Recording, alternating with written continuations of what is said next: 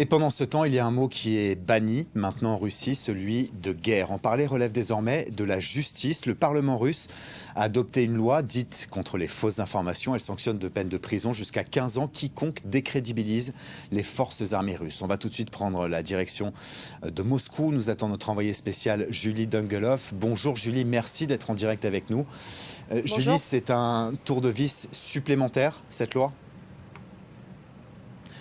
Oui, cela faisait plusieurs jours qu'on attendait que cette loi soit promulguée. C'est à présent chose faite. La Douma a publié cette loi qui punit, vous l'avez dit, de 15 ans de prison toute personne qui diffuserait de fausses informations quant à l'opération spéciale russe. Alors cela vise bien sûr les journalistes russes, mais également les journalistes étrangers qui publieraient, donc qui n'utiliseraient pas la rhétorique du Kremlin en utilisant le terme d'opération spéciale ou d'opération spéciale à but humanitaire. Cela fait plusieurs jours maintenant que de plus en plus de médias ici en Russie sont restreints ou encore bloqués. C'est le cas notamment de la radio Echo de Moscou. C'est une radio indépendante qui avait ouvert dans les années 90 et dont le slogan était une radio libre pour les gens libres. Elle a été tout simplement retirée des ondes. Idem pour la télévision sur Internet, la télévision Dozhd, qui était une télévision libre également, un site Medusa. Je ne vous ferai pas une liste exhaustive de tous les médias qui sont restreints ou bloqués ici, tant elle serait longue, mais cette loi s'applique également à tout citoyen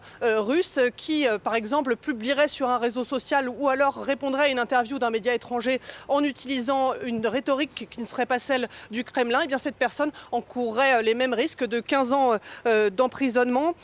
Par ailleurs, les arrestations se poursuivent. Hier soir, avec mon collègue Amar Alamedaoui, nous étions dans une manifestation. Tous les soirs à 19h, quelques personnes osent se rendre dans un lieu de Moscou malgré le fait que les manifestations sont interdites. Alors je vais vous expliquer brièvement comment ça se passe. Les gens se réunissent, se tiennent debout, ne parlent pas, ils n'ont pas de panneaux. Très vite, ils sont encerclés par la police moscovite et puis ils sont arrêtés. En tout, hier soir, la manifestation a commencé à 19h, à 19h30.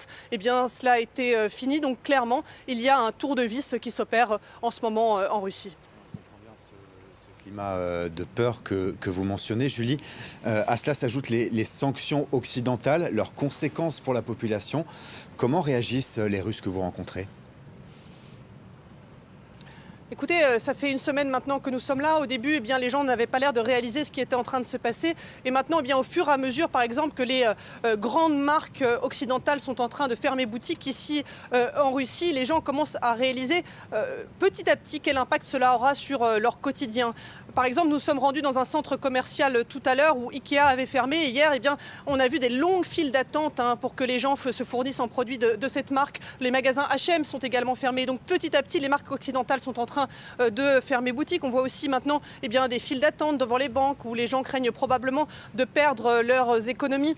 J'ai pu parler avec un homme de 70 ans tout à l'heure qui, quand il a compris que nous étions un média français, nous a regardé droit dans les yeux et s'est mis à pleurer en nous demandant: ne nous abandonnez pas, continuez à diffuser cette information, ces sanctions, nous les méritons.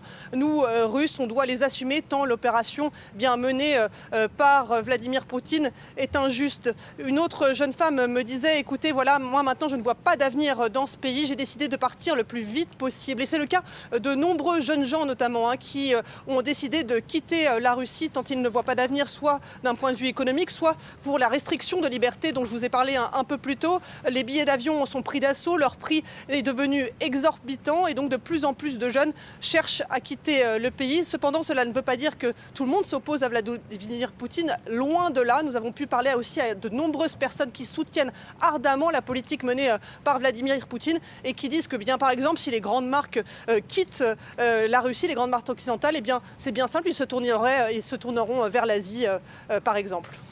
Julie Dungelhoff, envoyée spéciale à Moscou. Merci beaucoup, Julie, d'avoir été en direct avec nous dans ce journal et de nous faire vivre